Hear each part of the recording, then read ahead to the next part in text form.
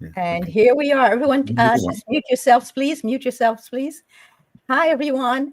Thanks so much for coming by today. We really are glad you came by because we are speaking today about something which I think is critical, crucial, of the highest demand. I think this is the most important topic we could ever discuss, and that is the topic of parenting. Why is it important? Because we were parented. And we parent, whether we realize it or not, every single day. We have an opportunity to reparent ourselves or to parent others.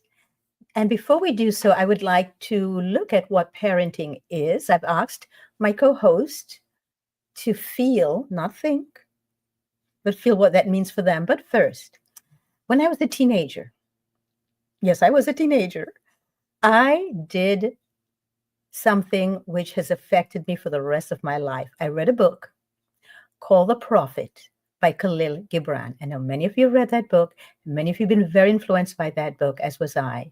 The thing that stood out for me most was this. Please listen from your heart. Khalil Gibran on children. Your children are not your children. They are the sons and daughters of life's longing for itself. They come through you, but not from you. And though they are with you, yet they belong not to you. You may give them your love, but not your thoughts, for they have their own thoughts. You may house their bodies, but not their souls, for their souls dwell in the house of tomorrow, which you cannot visit, not even in your dreams.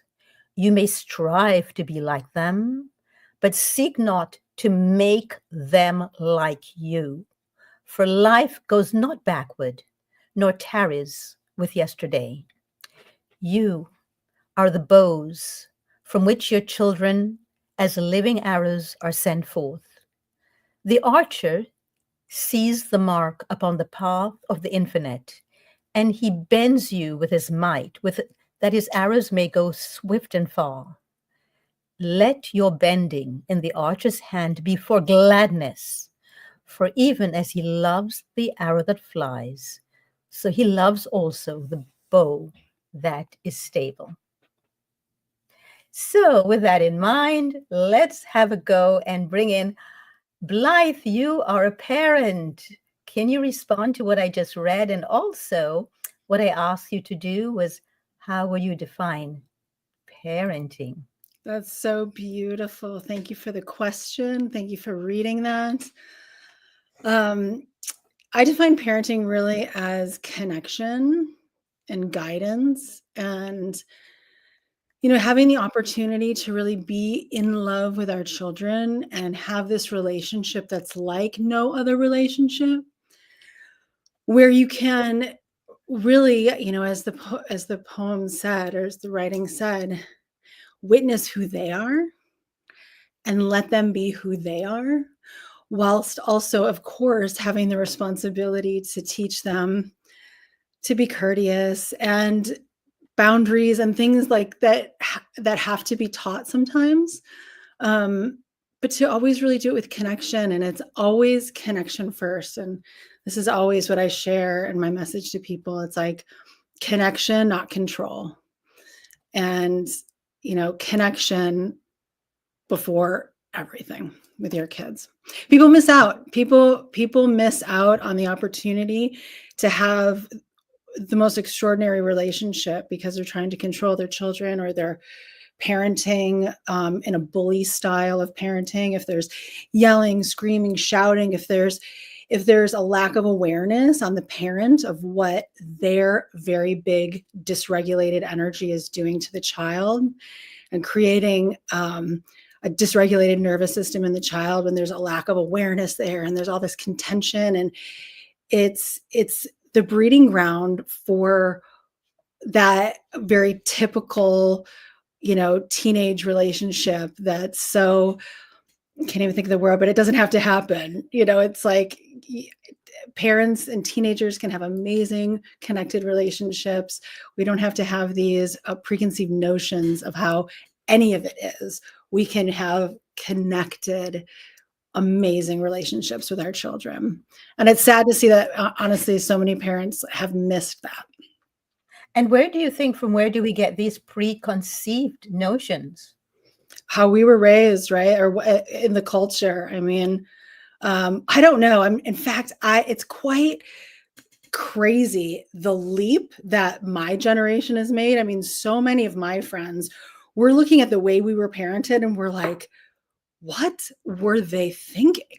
Right? Like, how was that even how they showed up in the world, especially in relation to small little beings that are smaller than them, right? So many of us, it's like our generation has really woken up to, this idea of conscious parenting and kind parenting and this relationship and next level, really. But there was very bad information coming out in the 50s and 60s. I mean, I've seen clips of magazines that would say, famous psychiatrists or whatever would say, like, don't hug your kids for too long or they get spoiled or whatever. Like, in the culture, I think, and in the media, there was very incorrect information, perhaps helping shape some of this very old school, outdated bully mentality parents. Because, the fact is how can we, children are mirroring what we're doing. And how can we ever expect to create the behavior that we want in our children if we're coming at them with behavior that we wouldn't want to see in them and behavior that we wouldn't want to see in the world? How can we look at wars and some of the horrible things going on and then act with massive dysregulation in our own families? It's our opportunity to say, how do I show up for every person in every moment, regardless of the stress or the circumstance and the situation, regardless of how incorrect I think my child's behavior is or whatever, right? It's still like, how do I show up that I'm going to be proud of? So And you're that I know saying, is peaceful, because peace matters, right? I peaceful parenting matters. so you're saying that the media has a lot of how it influences, whether it's magazines. We do have parent in Always. magazines. We have parent in magazines. We've got shows. We've got this now, this live stream on parenting.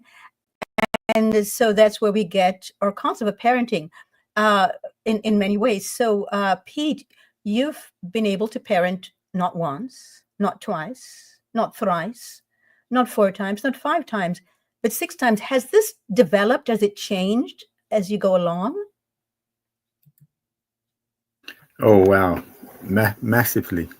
And so if I take the stance or the pretense that everything is opportunities and everything is perfect, so if I go from that perspective, so in my first long-term relationship, first person I was with, so this played a very prominent part in children for me and my partner at the time. So we lost our first. So she went 9 months and the baby's heart stopped. So I don't want to spend too much time there. So that set a massive sort of precedent on our approach to children and how precious and how we take it for granted. And of course, there's many cases and many people have other stories. But from my personal experience, me and my partner at the time, that was a massive experience. Can you imagine? I mean, I don't want to go into it too much, but 19, 21, my partner was 20. You're having all the room ready, and it's just anyway. However, what I will say about that, I don't want to go too much, but I would say you get through it, and there's a massive our bodies are amazing to potentially kick in the right chemical to get us through it. So on the basis again of everything perfect, there's that Chinese proverb with the horse. It's really good, that one. So yes, so 2 boys, men now from that relationship. And looking back in retrospect, it's really fairly simple for me. For me, the system didn't work every time I got in the system. And I don't want to put it down to kids or mortgage. I put it more down to mortgage and that kind of mainstream reality. I was probably around the Thatcher time. There's a lot to say there, but so the seed of the relationship, whatever, the seed of the relationship, the beauty that you're in. And then it's like, oh, this is the format you do, to my awareness at the time. So we're doing this format. What's the best thing we can do? So on some level, we stopped watering our relationship, so, you're watering all these other projects and it's like you're forgetting about the divine meeting and the divine love. So in hindsight, it's no wonder that happened. So each time has been amazing. I would say I was a zombie dad. My boys got the best that I could give them at the time. 6 days a week coming back, and really in retrospect, looking back, doing my best. We still do lots of lots of activities and stuff like that, and give them as much freedom as possible. So when I mean a zombie dad, it's like, I wasn't really there. And we did separate when there was about 4 and 5. And I really got to know my boys so much more after that. So I went on to 4 years later in another relationship. I like to see them as all love relationships, and they were. And I would say we kind of got in the very similar scenario. So 7 years before we had our beautiful daughter Amber, who's now 22. I will fast track on in another that did a very similar pattern. So I know astrology, this and that, and I was ignoring it. I could say very much in my 5th house North Node, if we know that, not jumping into my 11th. So this is, you could say, the path we're potentially meant to go. So so from that point, 17 years ago, there's a massive shift. I had a bit of a wake-up call. 7 years on that journey, maybe 8 years ago, in another relationship, and we did have 2 boys. Now the beautiful thing, this is bringing in the proverb again, and the opportunities and gifts is what we talk about. So in a relationship for about the boy was about 1 year old. It was got rocky, and then we got back together, had another child. So on that basic, that everything is perfect. So I was denied seeing them 2 boys. So even though I am very much a father, I would sit with anyone and love to discuss many topics. So that's beautiful as well. It's beautiful because if you go into it and trust and walk the talk of what we potentially are saying here and go deeper into it, and to see the gift in that, as much as with my boys and my daughter, I'd see them every 2 weeks, holidays, I'd have them as much as I could. So it's been amazing. And each time it's just been epic. So I would say 100% a conduit of us. We are the both. Beautiful that what you just said. We are the both. So our bow really needs educating. We need to, you look at every animal in the world, they do a courting.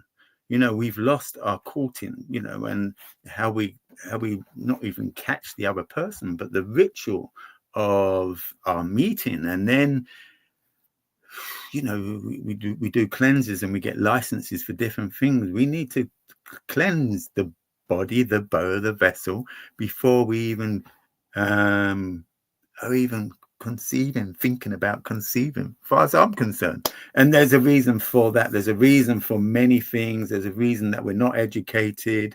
It is changing, and it's great it's changing. So it is, I look at it, is that like it's kind of a psyop going there? But that's my perception. So it's been beautiful. I would say 100% a conduit of us. I've done other work, a conduit. So whatever's in our energy field, they play out. So, we can be walking, or majority of the times, walking self-fulfilling prophecies. If we haven't got the connection, so we would have more of a connection, more of awareness. So we could let the arrow, it's beautiful that, just go and guide it the best you can. So I can say more. I'm sure I'll say more later. So yeah, a conduit, honestly. So even if we're repressing, suppressing anything, they play out. I've had different people come in, they play whatever story that person has in them about children. If they repress an anger, or if they got lots of love, my children are bouncing around. We would aspire to keep them as open as possible and wouldn't shut them down. I will quickly throw in that I was, with my boys, I was 3 warnings and get a smack. In retrospect, total abuse. That was so much better than I got, and that was my awareness. My daughter came along, who's 22 now. She never got smacked. With the support of her mum, who had never been smacked, which just I could not equate in my mind. So she was a shift in how I shifted, really. So I'm going to leave it there for now. Thank you. So Sabina. Wow, this is a powerful podcast, and I love both the shares. Thank you, Blythe. Yes, connection, definitely. And thank you for all you shared, Pete. So my experience was that actually, and still is, that parenthood is one of the most challenging experience ever. I thought I was prepared, but no. I was just confronted with so many things. And it really, one of the main lessons was that it requires a deeper level of listening. Really listening what is actually the child wanting to communicate, especially in those first few years. And also, in my experience, it was like learning that my child is actually here to teach me. Yes, we will always think we're the teacher. We need to, tell the child what to do. But actually, I learned that my child is teaching me what I need to learn at this moment in time. And I got some really valuable lessons from my son. So he actually turned into my teacher.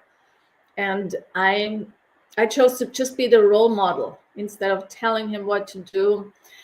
And he was just turned into like a little guru to me, that he was actually giving me these clues. And like, for example, we missed the train one day, and I said, wow, man, we missed the train. He said, Mama, take a deep breath. There will be another train. And he was like 6 or 7 years old. And this is just one of the examples. He was just constantly, having that piece of wisdom that when I actually almost forgot at some point in these, in these moments we're all in, like we're in a city. And at that time I lived in New York City. There's so many things that happen.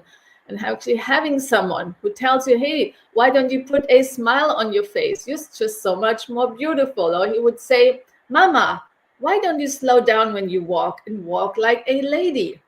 And just like, there were all these pieces of wisdom coming out of my son. And I realized, wow, he's actually here to teach me. But it took me several years to get to this point. And having a child, parenting is really, I would say, the number one experience to practice unconditional love, like total.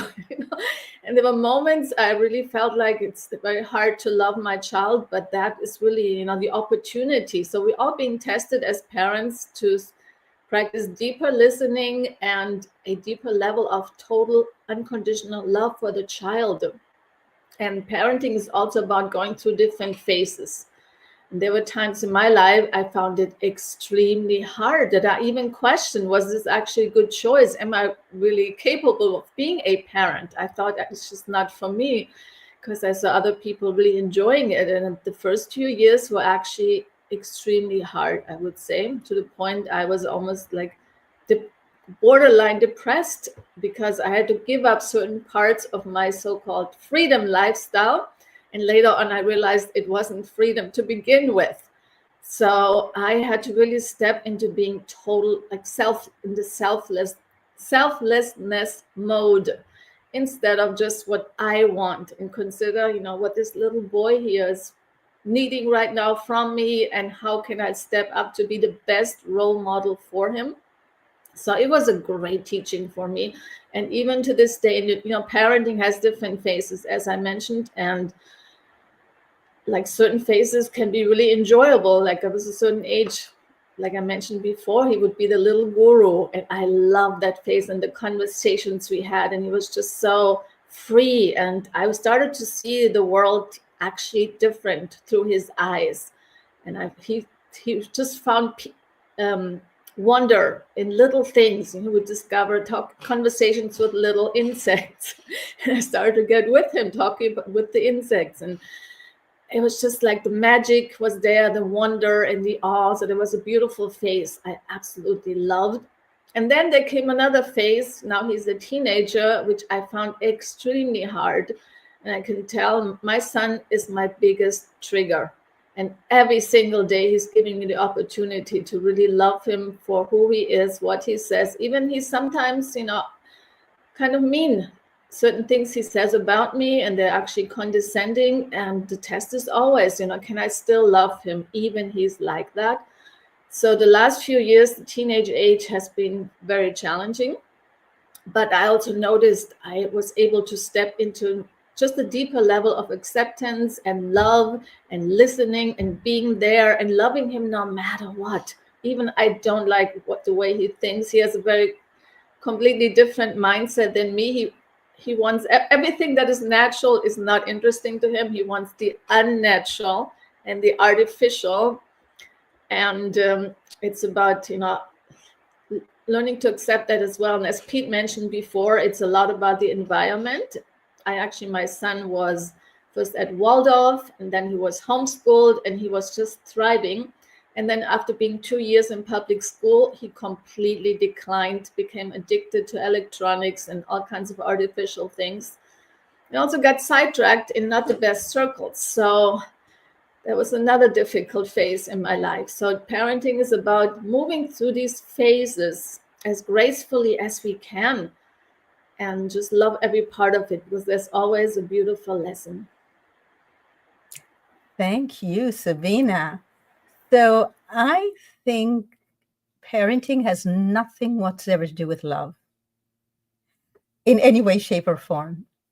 So I think when we decide to parent and use love as the force with which to guide us, we forget that when we look at animals, when we look at the cat, the birds, the elephants, the giraffes, they parent instinctively, intuitively. Nobody's teaching them. They don't need to read a magazine. They don't need to go to a psychologist. They actually do not even watch TV to know how to parent or what to do. So my question to you all, do you think in human beings as well, since we are part of nature, is parenting instinctive, just like we see in the birds and in the wolves and in the bears? Or do we really need psychologists and magazines and whatnot to teach us how to parent? And if so, why and how? So starting with Blythe. Well, that's a very good question. I think it depends on where your consciousness is to begin with. I think that, like Sabina said, there's so many challenges. There's so many. I mean, it's like it's ridiculous what kids do, especially at various different ages. And I think we need tools to know. Like, I think we have to be very conscious to know that. I mean, okay, nobody else in my life ever has like gone and squeezed out, my $50 cleanser like in the sink just to see what would happen, or throws a wooden block at the brand new $1,000 TV that we just hang on the wall and like breaks the wall, just makes messes. Just do you think, right? Like there's nobody else in life that does these kinds of things to you except for your kids, right? Your little kids. And so you're met with things that like otherwise you would never be met with, that are just insane. And so I think that instinctively, I mean, instinctively with humans is tricky, right? Because instinctively we kill, right? Instinctively we could lash out. That could be like our biological fight or flight instinct.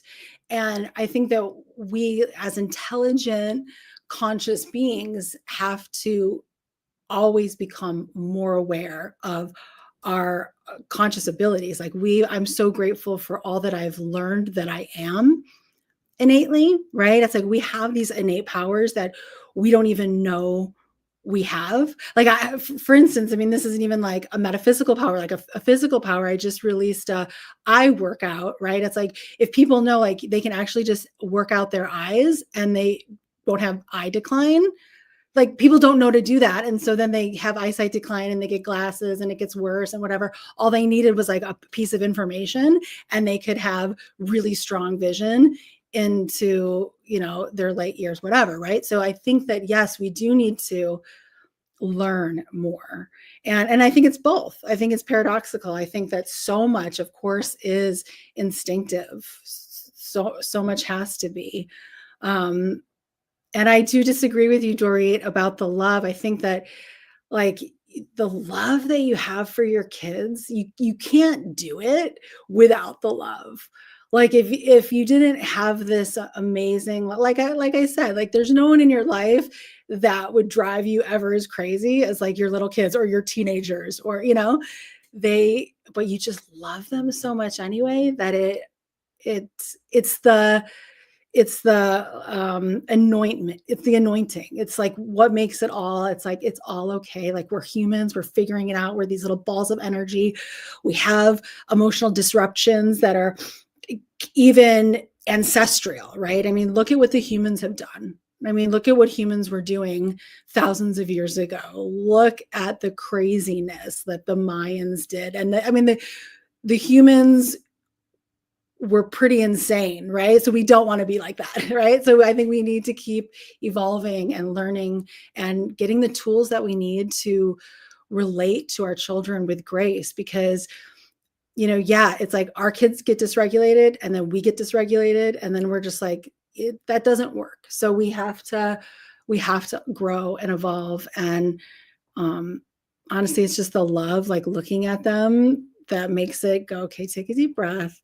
We're good here. And now it's time to learn, because as a parent, that's another thing, especially with little kids. I don't know how it's going to be when they're older, but we have to keep saying the same things over and over and over again, right? It's like the teaching, that's something that I just did not realize, is like, wow, we have to keep teaching the same things over again and being patient in our teaching. And also, I loved what Sabina said about our kids are our teachers too. And that for me, my kids are always teaching me greater patience and teaching me deeper listening. It's like, what's really going on here? What do they really need? How can we just bring this moment to peace? What does everybody need in this moment?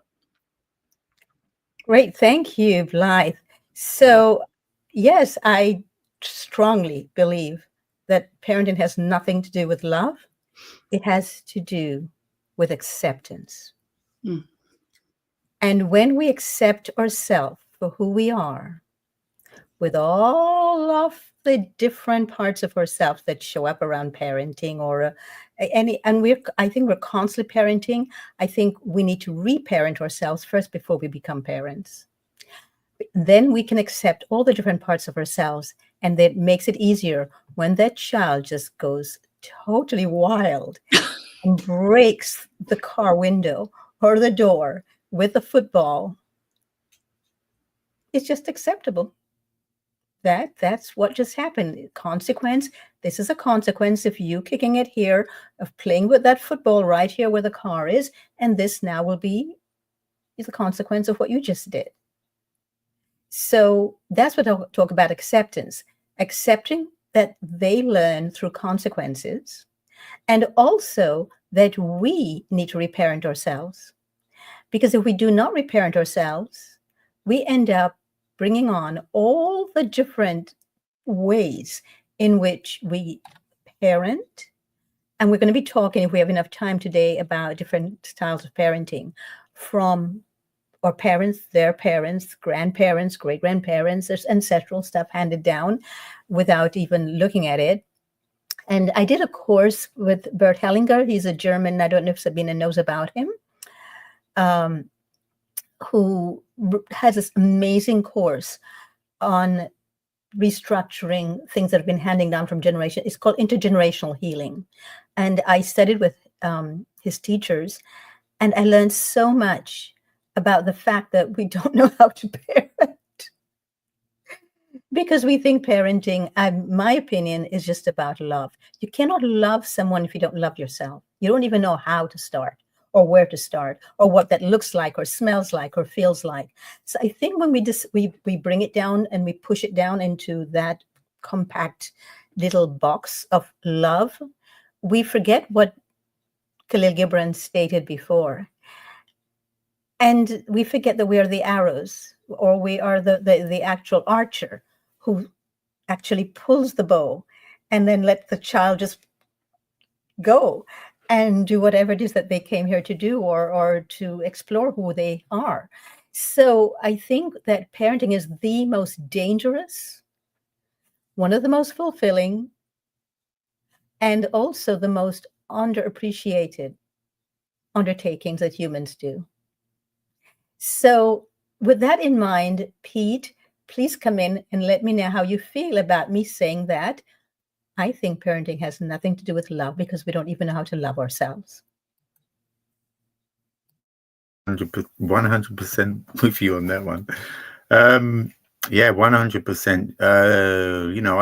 I would say my ideology, or even where I am at now, is like our nearly 3-year-old daughter is like literally letting that arrow guide us, and it's in terms of, thank you, Blythe and Sabina, in terms of, acceptance of it. Obviously the screen smashing, and so there's the acceptance, which could be construed as love, acceptance, surrendering. We could have different cultures defining love, and I would say, because the West has got everywhere, TV's got everywhere, we've got a pretty dysfunctional program of love, and we've our kids are sort of introduced to too many things too young. So my feeling, that could have been me saying the exact same thing of what you said, Dory. So I would say we're like supercomputers. It can annoy people at times because they're so attached to their emotions. Well, this is my feeling, this is my tears, and I'd say beautiful. It's not to deny any one of that. If I'm working with people, beautiful.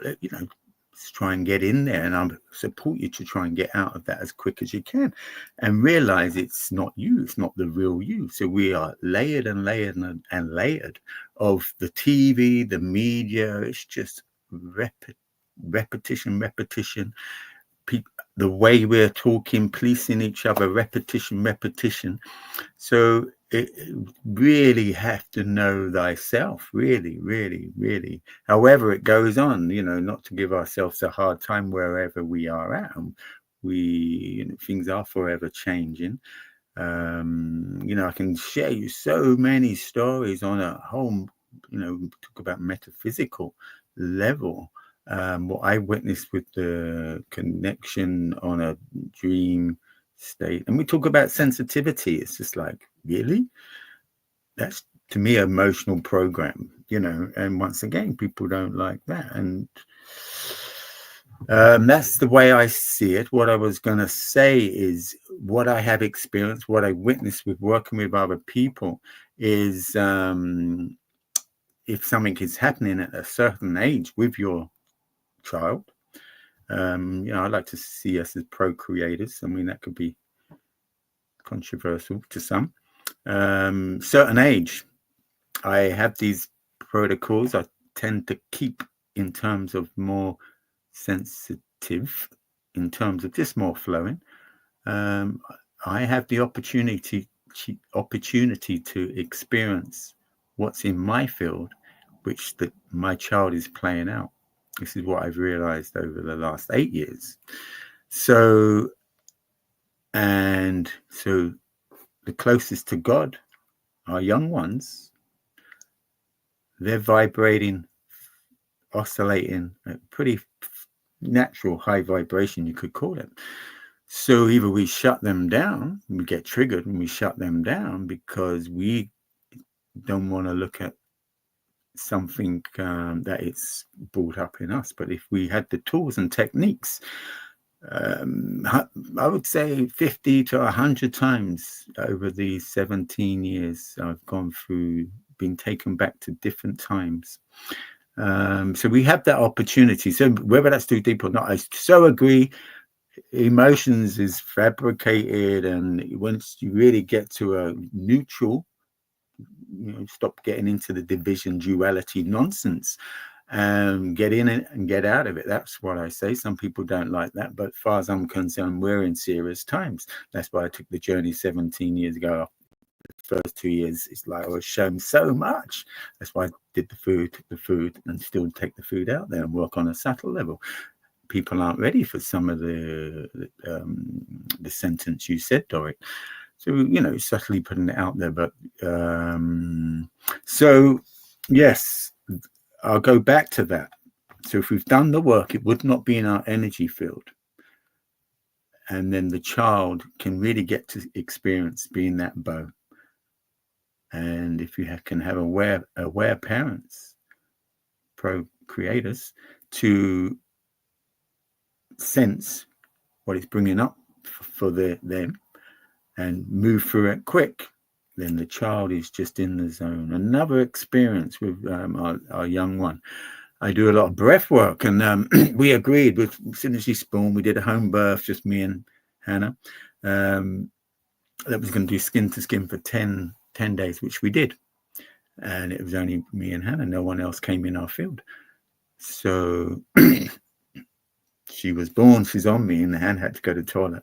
And then I'm like, yeah, right, I'll put it down here. And she's looking at me, what are you doing? So, I knew all these things. So it still come up. This kind of like, whoa, too much for me. And I had her on me while she's gone to the loo. I experienced what I had experienced in 5 days on a dry fast within 10 seconds with having her on me, just born. So it's like, imagine the most unmessed with source energy. I had to breathe. I'm in tears. It was just like a tornado going on. So it was so beautiful. So we miss out on the natural, I would say, paths, rites of passages. I witnessed it. Wow. And we are disabling our children. So the rites of passage of the child coming in, the procreators, mother and father, being the first one to be able to keep that connection or nurture that connection with the child. And don't give ourselves a hard time if that didn't happen. It took me this long to aspire to get closer to that. So we can try and we correct the best we can. So, and I can just, that experience, I could do a whole workshop and talk on that for men and share lots there. That what I realized, what we miss out on, how we do it, how we cope. Follow different programs. We've got our coping mechanisms, we've got our distractions, and again, movies and music teach us a certain way. And hospitals, the doctors first in there. It's just a horror movie, actually. But hell, we work through that and we try and bring the best we can. I look back on the past, births, and it's so self-explanatory in terms of some of the difficulties we have had in the past. So I agree, maybe even more to another level than you. as we're just supercomputers and programmed up to the eyeballs, and we can defrag. It doesn't mean we can be more witness as opposed to the up and down and all the reactions. The more we have a certain kind of protocol and can support each other in that, and surrounded by people like that, the more it makes it integrated. What Sabina said about her son, she held him for an amazing time, and then 14 he's out in that world. It's just like it's a lamb to the slaughter, not to try and be negative about it. It just is. That's fact. And if people want to live in that, we all have these different choices. That's fine. I don't have an issue about it. We have choices, and I'll leave it there. Thank you, Sabina. Do you think that the same issues you're having with your son now are the same ones you had with your own parents, or are you responding to them the same way, or are you responding in a different way now?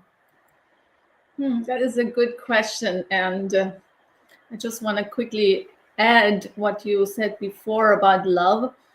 So I actually see parenthood is an opportunity. It was an opportunity for me to love myself, because when I became a mom, I certainly did not love myself.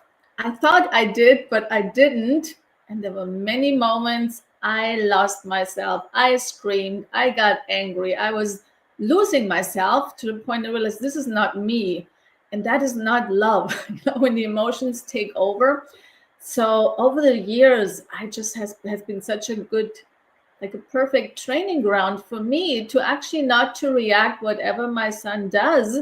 As you so said, it's about accepting. Okay, he broke my $2,000 camera, and I was in agony. I was like screaming out of my lungs, and I felt such grief, almost losing that camera, to the point I was lost in that emotion. And I didn't even recognize myself anymore. So now looking back, that was really an amazing opportunity for me actually now to whatever he does. Even he says last week, Mama, you're a weirdo. I'm embarrassed about you. To not to react to this. Okay, that's his opinion. He's allowed to have an opinion, but it's not my reality. And loving myself without getting affected by what he says or trying to convince him. So I've come a long way, really on this journey of self-love, and he's constantly giving me opportunities to love myself deeper. So yes, parenting is also a self-love journey, okay? And I see certain patterns definitely, but now the difference is I actually catch myself. Sometimes I have an instinct to react just like my mother used to do, or my dad, but then I catch myself, said, okay, I'm not going to follow that impulse. And I step into like a higher level of awareness by being non-reactive, non-attached to any outcome, and stay calm and grounded and centered and respond from a place of grace. And so it has been an amazing journey, I would say. Like, it's probably the deepest journey I've ever taken is parenthood. And continue like new adventures, moving ahead, different phases. But yes, I recognize those patterns. They're deeply ingrained because however we grow up, there's a certain familiarity, like the way my mother and my father, the dynamics between the two of them that reflected often on relationships I was in with men. And now in my parenting style, I often caught myself stepping into my mom and stepping into my dad. And certainly that's the last thing I ever wanted to be, because, so now it's about always the awareness, how can I be the best parent ever? How can I show up in my highest in every moment, no matter what he says and no matter what he thinks about me?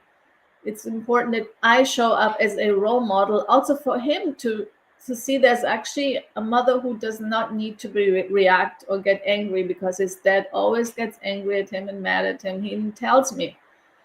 So it's a great opportunity, and now it's the next phase will be coming soon about learning to let go.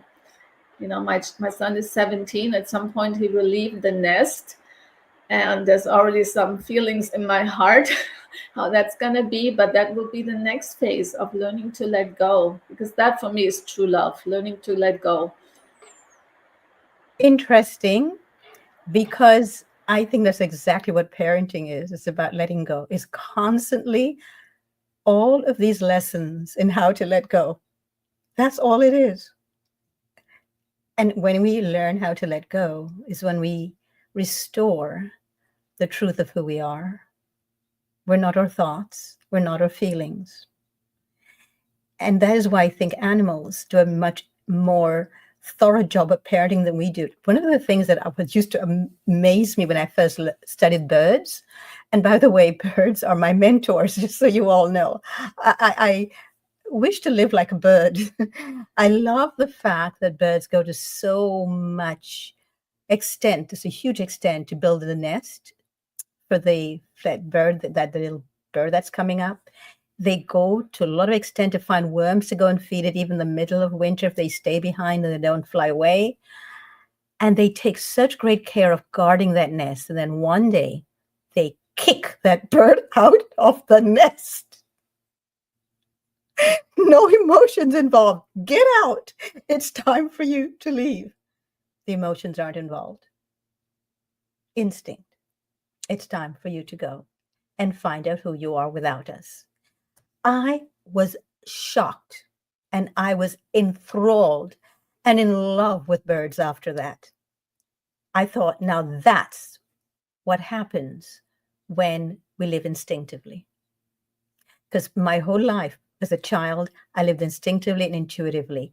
And most children all have that until it's beaten out of them, shouted out of them, yelled out of them, raped out of them, or mainstream media out of them.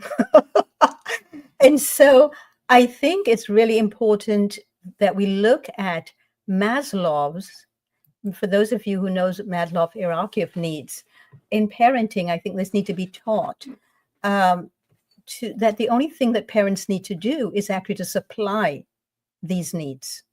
Once you supply these needs, you do exactly like the birds. You've given them what they need. Now it's time for them to go out. So the first need, the most important need, are the physiological needs, and that's why it takes up the biggest part of this triangle here, of this graph.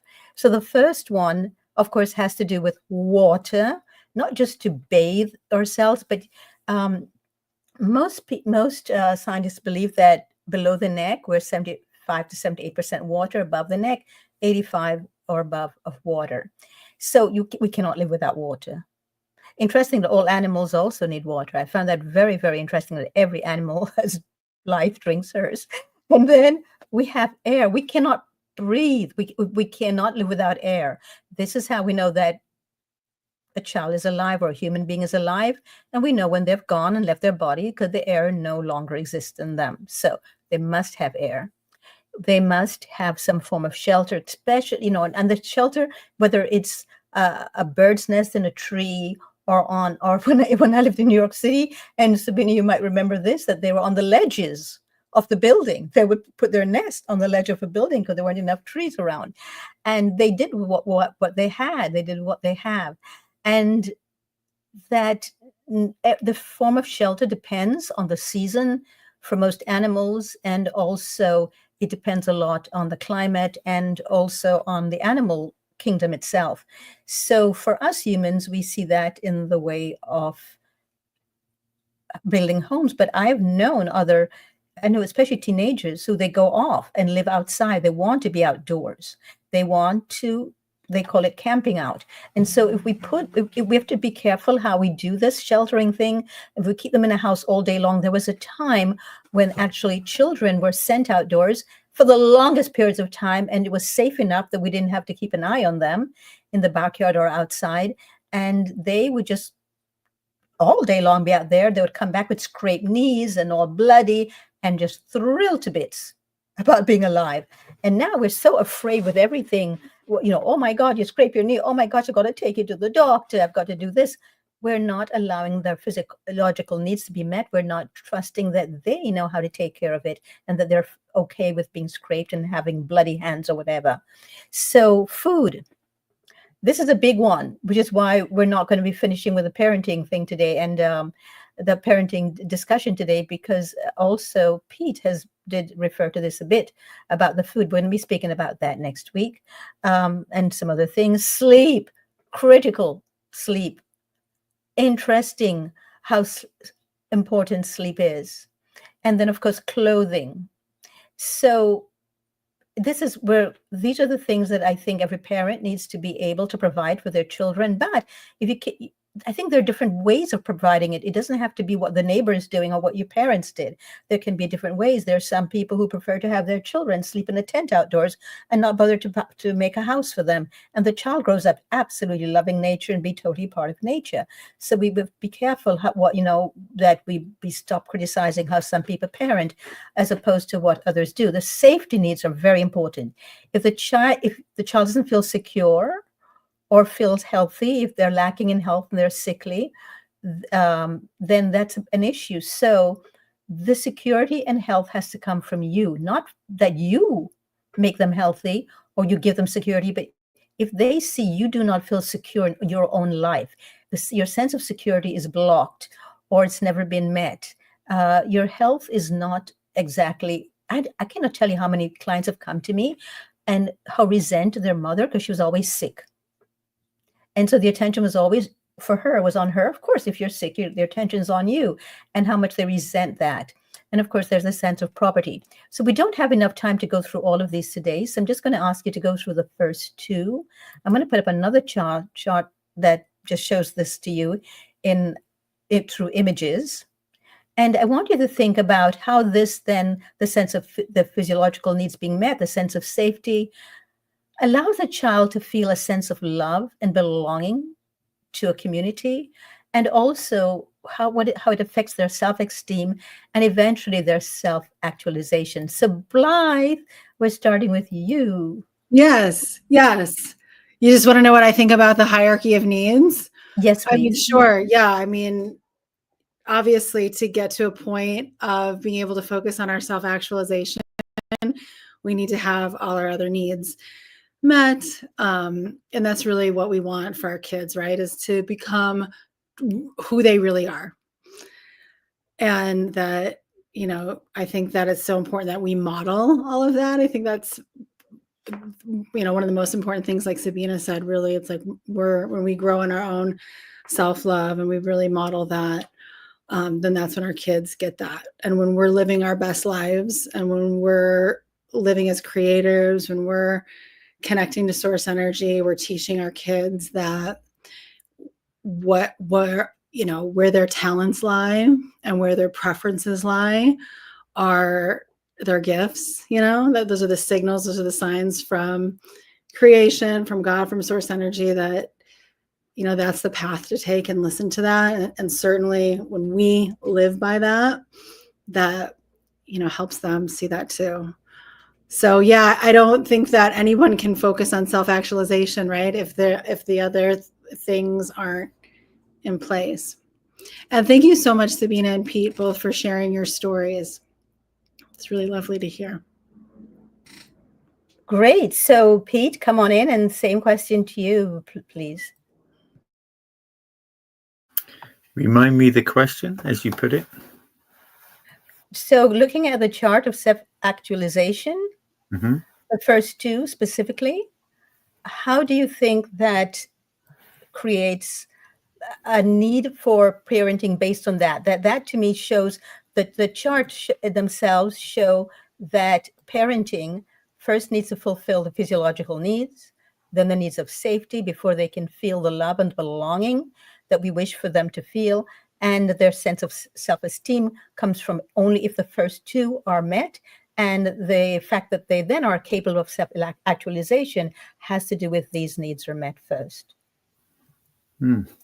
Yeah, a big one for me, I realize, it does stem back to, us as the parent procreators, as the archer, the bow.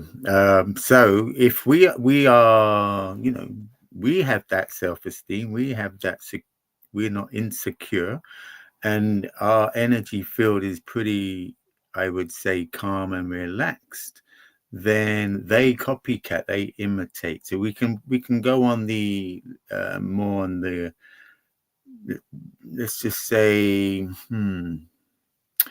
some of the ideas about that from books and stuff, and this is how to be a proper parent, and etc., etc.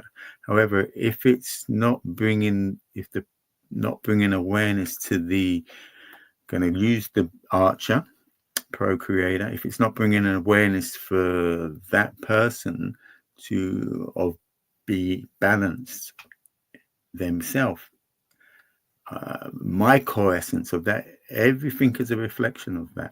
So you can try and you can try and you can try. We could try, keep trying. However, and maybe do a good trying job. But if we're not there, your children are gonna be a conduit. So effectively, we'll be giving them double messages, a conduit to your energy field. So what I would say to anyone, it's like, what's the best thing we can bring for our children? And you could say the double meaning of presence. Get back to our presence. That's my gift. That's our gift. So first and foremost, our connection, us not being so insecure and riddled with trauma. And it's all very well me saying that. So we find the tools. Don't want to just throw out things without a remedy. We put an emphasis on that. If there's stories with our children, we do the best that we can. If there was back in the day, we would have just shared with friends, and someone would have known, and the elders would have known. I've probably mentioned before, most of them have been medicated, and they've systematically been taken out from movies by movies. It's like, oh, dad, oh, mom, and Sabina, you're amazing. Sabina, tell your son you're amazing. That I said you're amazing. That's what Blythe's book is about. Blythe wrote a book for teenagers. Okay. It's exactly the name of her book. Oh, beautiful. Because I've worked with my children as well, in terms. So I was laughing when you was mentioning that, Sabina. My boys are 30, your men 38, 37, and I have grandchildren, and my daughter's 22. So but we would discuss it and work with that, so I'm all I agree with all of them, but I've seen people have, or from a conscious perspective, have them all perfect. However, and they haven't got the connection. I've been around Steiner. My 22-year-old did go to Steiner for a few years, Steiner school, and looked into the ethos, and it was like triggering me. What, you don't let them read, you make up your own stories? But it's so beautiful. She was getting me to make up stories till she was about 12 or 13, so it really got my imagination going. So it wasn't just about her. But what I did see, different Steiners, I mean, there's debatable things about Steiner. What I did see was different places had a different approach. But I saw parents would want their children to be what they weren't. So they would go into that field of the school and come back, and the parents haven't integrated none of that. So it's just more confusing. But I do admire all the homeschooling. I admire all the home people doing the homeschooling. It'd be great to have more education out there, and bigger funding for all that. I'm going to stop there. Thank you, Sabina. Same thing. First of all, thank you so much, Pete and Blythe, for your beautiful words. And I really love and value your connection. Okay, so thank you. And regarding those needs, we all have basic needs. And one really important need is we all want to be heard and we want to be seen. And this is something I was not as a child. When I actually spoke up, I was shut down. When I had some emotions coming up, I was told to go to my room and be quiet. And when my son was born, this is something I really committed to not to do. But then there were situations that I actually saw myself get in the same patterns. It just was passed on to me by my parents, that sometimes I lost myself and I behaved in a way like my parents, and I shut him down. But then I felt the pain actually that it brought up. And now, it took me many years. And Pete, we went through so much, my son and I, we went through hell and back. But I had over the years, it actually allowed me finally get to this place that it only, it took me a very long time even to get here, that I can actually listen to him. Even he says something that is completely like mind blowing to me, that I would never see it in any way, but to meet him exactly where he is, and actually to listen to him and see him, and then ask questions such as, so why do you like this? What do you like about that? What interests you about that? Instead of saying, no, don't do that. This is, and try to convince him in my way or persuade him that will actually harm him. Even I know it will harm him, but actually found, meet him where he is. And that is a skill that parenting can teach you or not. Instead of, really learning to meet the child and see the child and hear the child, even they say something or do something that is outrageous. And yes, that's where the acceptance come in and the love comes also in. And that was really one of the greatest lessons for me to really, and that is a skill we all need, not just with children, meet the other person where they are, and actually to be with someone in the same space without needing to react, without needing to persuade, without trying to, without judging them or trying to show them a different way. Just meet them where they are. So that was my biggest lesson. This is wonderful, so much so that we will be continuing next week. And I would like actually to read some excerpts from Blythe's book next week for teenagers, for those who are parenting teenagers. And so thank you all for tuning in today. And we look forward very much to you joining us again next week, and invite more people. Please share this. There are people who are struggling with parenting right now. This is a topic that's very important. I think that's why we're discussing it. Thanks to all of our audience. And we would love to have you participate more next week as well when we have some time. Thanks to the co-hosts, of course, and see you all